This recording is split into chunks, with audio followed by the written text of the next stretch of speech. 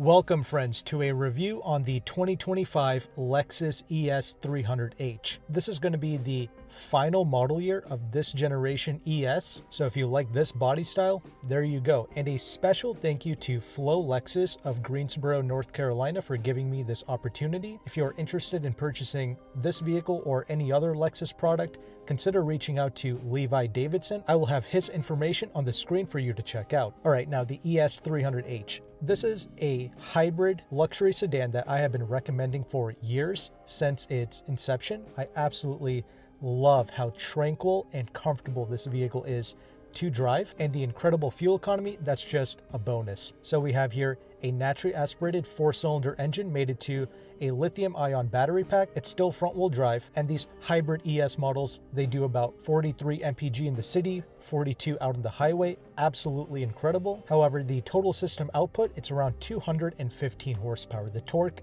they don't really disclose that for the hybrids, but compared to the ES350 with the naturally aspirated V6 engine, this is short about 87 horsepower. But as we get this out on the road, you're about to see that that's not really a big issue. But I have done a review on the ES350 ultra luxury trim level. I'll have that video linked in the description box below. Here I'm checking out really a base trim level. However, we have some options here. We have things like the 18-inch wheels. These are not the noise reduction wheels found in the luxury or the ultra luxury. However, they do still look nice. And we also have the premium package, which is around $2,700, and that adds in a lot of the features that you would expect out of a luxury car, like the heated and ventilated front seats. We get the wireless phone charger, etc. But let's finally get this vehicle out on the road and let's see how it does.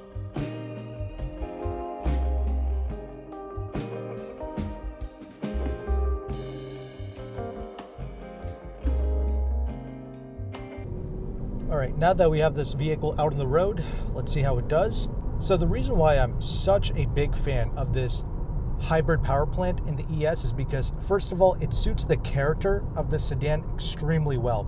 This is a quiet and isolated driving experience, and fortunately this 4-cylinder engine, it doesn't make a racket even when you accelerate.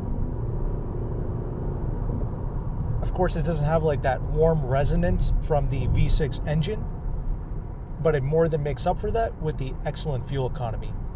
Now, speaking of fuel economy, I must say this.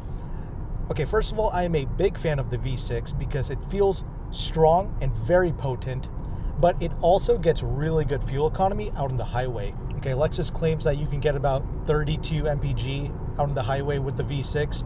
Honestly, you could beat those EPA estimates. So if you primarily do highway driving, you're going to see less of a benefit. Sure, the hybrid is still going to beat the V6, even out on the highway, but it's not by a dramatic margin.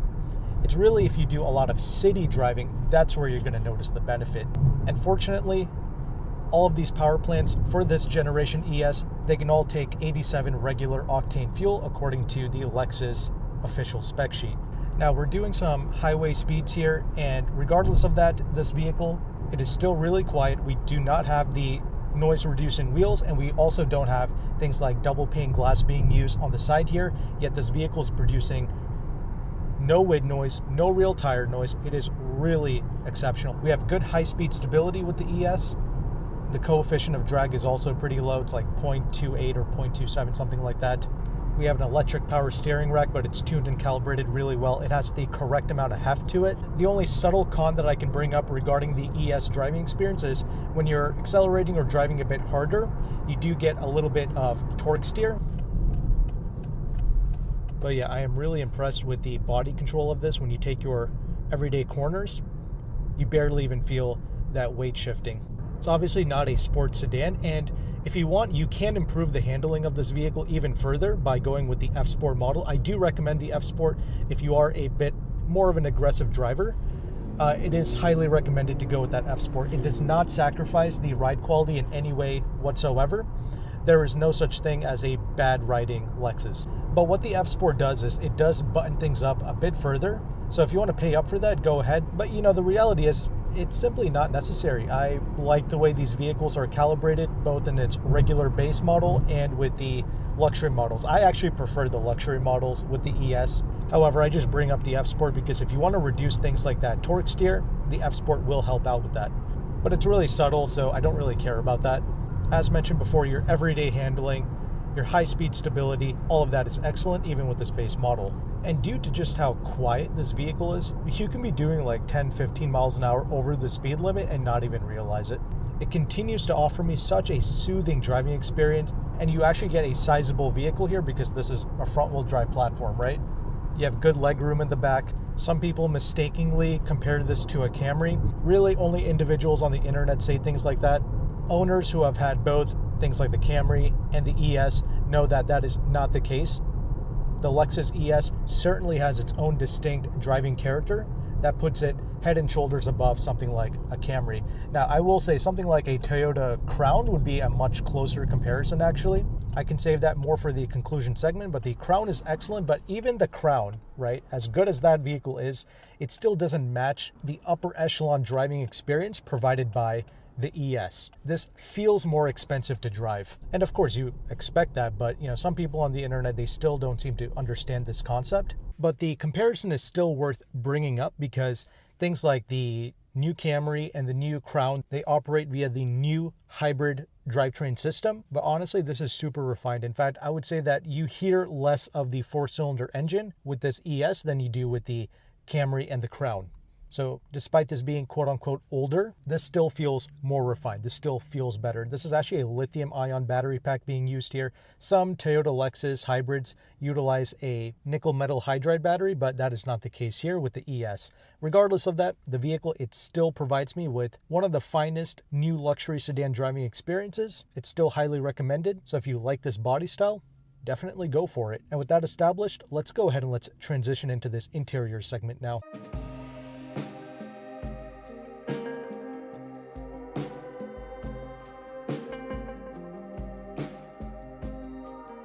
Okay, the interior of this 2025 ES300H. As I mentioned before, this is not the luxury models or anything. This is just the regular base model with a few options. I mentioned how we have the 18-inch wheels here. When you go on the Lexus configurator, when you get certain options like the 18-inch wheels, they automatically force you to get things like the premium package, which is around $2,700.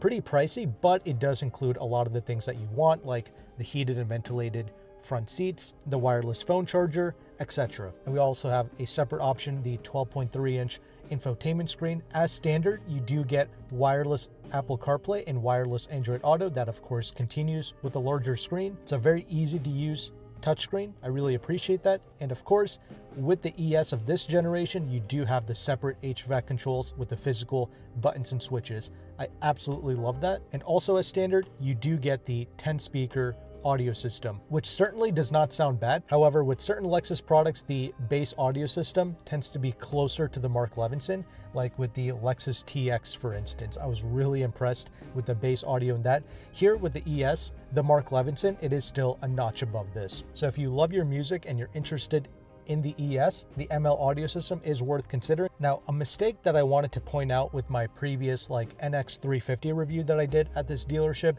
it's going to be in regard to the automotive journalist spec sheet from Lexus that I usually display with my videos. That journalist spec sheet, even though it's directly from Lexus, it does have a few mistakes on it, and that continues with this ES as well. So on the journalist spec sheet that I like to show, with this base ES, it says that you cannot get the Mark Levinson audio system and that you cannot get the heated and ventilated front seats. That is not true. When you go on the Lexus configurator, you can option in the Mark Levinson as a separate option. It's a little over $1,000. We simply don't have that here. And we of course do have the heated and ventilated front seats. That's part of the premium package. We even get a heated steering wheel here as well. But yes, thank you to the viewers that brought up some of those subtle mistakes from the previous review. But continuing on, the overall build quality of this interior, really impressive, very solid. The ES is actually made in Kentucky. A lot of people, they put stock behind where the vehicle is built, but honestly, I don't really do that. This ES, it's built just as well as any other Toyota Lexus product that's made in Japan, quite frankly. And beloved vehicles like the previous generation Toyota Tacoma and the Tundra, I mean, those vehicles, they are made in Mexico and in Texas. And those previous generation beloved products, they were built like tanks. And this ES, it is no exception. It continues that really high quality build. We have here the new Lux seats. I am a big fan of this material, and also these seats continue to be extremely comfortable, but make no mistake, when you do get something like an ultra luxury trim level, it just elevates the whole experience by giving you things like the semi-aniline leather seats and even more quality touches throughout the cabin. But I still appreciate what we have here. We have good supple seats, and we have plenty of lumbar support for the driver, so these seats are going to be really comfortable on a long trip. We have a big physical gear shifter. I appreciate that, and also this eCVT transmission performs exceptionally well. It's not your traditional CVT, of course. This is an eCVT, and it works flawlessly. Very smooth. There are no unrefined characteristics regarding this drivetrain. Now, I am 5'11". Something else I really appreciate regarding the ES is it's not sitting absolutely low to the ground. I appreciate just how easy it is to get in and out of this sedan. Things like a new Camry or a new Honda Accord, my goodness, they sit to the floor. I get it, they're trying to appeal to a younger audience with those economy vehicles now and those sedans, but wow, they are really low. And this ES, it's not quite like that. So if you're a bit older and you still like sedans, this is a really good option for that reason as well. But regarding the rear legroom space, I can comfortably sit behind myself. The seats continue to be really comfortable back there. However, the rear seats do not fold down. That was always one of the biggest cons that I had for this vehicle, but in the previous ES350 review I did, a lot of my viewers, you made some good points. Honestly, if you do have to put something larger in this vehicle, you're simply not going to do it, and you will simply have the item shipped to your house. Or if you're at like Lowe's or Home Depot or something, you're just going to borrow their truck. So I guess there's ways around it. And growing up, I did have a Camry in my household, and we rarely ever folded down the rear seats. So maybe it's not that big of a deal, but I still want to bring it up. The reason why Lexus doesn't allow you to fold down the rear seats in the ES, it's to create like a tighter seal in the back and to reduce the noise. And it's also for structural rigidity. Usually that's the case with the rear-wheel drive sedans, not really with the front-wheel drive sedans. Maybe Lexus could have found another way. Regardless, it is what it is. The trunk space itself, it is still really good. It's a 13.9 cubic foot trunk. It's the same for all of the drivetrains, whether you go with the V6 or this hybrid. So nice sizable trunk, good opening, and overall just a great package that I still appreciate. And with that established, let's go ahead and let's conclude this review.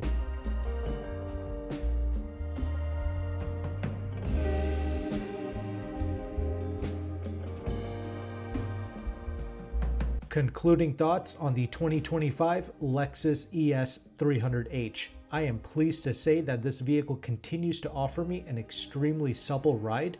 It truly isolates those sharper impacts. So that's great to see. And this is like the base trim level, right? It's not the ultra luxury or anything. Yet this vehicle, it's still really comfortable, still very quiet, even though we don't have the noise reducing wheels. And we also don't have things like the double pane glass being used on the side. Yet this vehicle, even out on the highway, this vehicle is still extremely quiet. So all of the refinement is just as great as I remembered it. And that F-Sport, it's still available to us, even with the hybrids, if you want to reduce that torque steer ever so slightly. Again, it's not a big deal. I really don't have too many cons regarding this vehicle or its driving behavior. All I can do is really nitpick this and split hairs. The car is phenomenal, make no mistake. But should you go with this hybrid or should you go with that excellent V6 engine?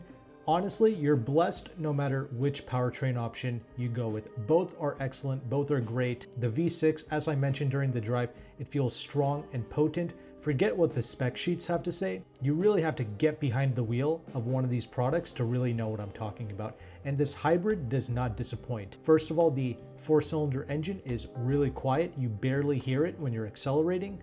That's huge. And even though Toyota Lexus, they don't disclose the torque figures for the hybrids, I believe the torque is pretty good because the vehicle feels effortless. Yes, it's only got 215 horsepower, but the vehicle is never struggling in the real world. It's always effortlessly getting up to the speed limits and even out on the highway. It's genuinely not bad. Sure, the V6 has more top-end power, but that's really not the point. Someone who's driving an ES, they want that low blood pressure driving experience. And this vehicle provides that. And this hybrid matches the characteristics of the ES. It's a good complement while getting exceptional fuel economy. But you're really rewarded with that city fuel economy numbers. But yeah, that effortless electric torque, it provides you with acceleration that's once again better than what the on-paper specs would tell you. This is the last generation, and it's going to be your last opportunity to get that excellent V6. So if you want that, go ahead. But if you're okay with the hybrid as well, and you prioritize the excellent fuel economy, go right ahead. Both are excellent options. I did mention that this is that quote-unquote previous generation hybrid powertrain, but make no mistake, the 4-cylinder engine, the overall refinement of this drivetrain, it's better than the new Camry and even the new Crown. The Crown gets close, but I would say that the overall driving demeanor of the ES is still superior. Sure, sometimes things are not that deep. People simply want the Lexus badge and the Lexus dealership experience, no problem. But I'm just saying, regarding the driving demeanor, this is on another level. Interior is solid, very spacious as well. I like how easy it is to get in and out of this vehicle, and I have plenty of legroom in the back. I am 5'11". The base 10-speaker audio system, it's okay, it's definitely not bad, but it's certainly a bit more muddy and not as clear as the Mark Levinson. So if you love your music, definitely get the ML, but this 10-speaker unit, it does get the point across for sure. Certainly a fine unit. Again, if you want to save a few $1,000s, this base model with things like the premium package, it gets you enough features, but the luxury and the ultra luxury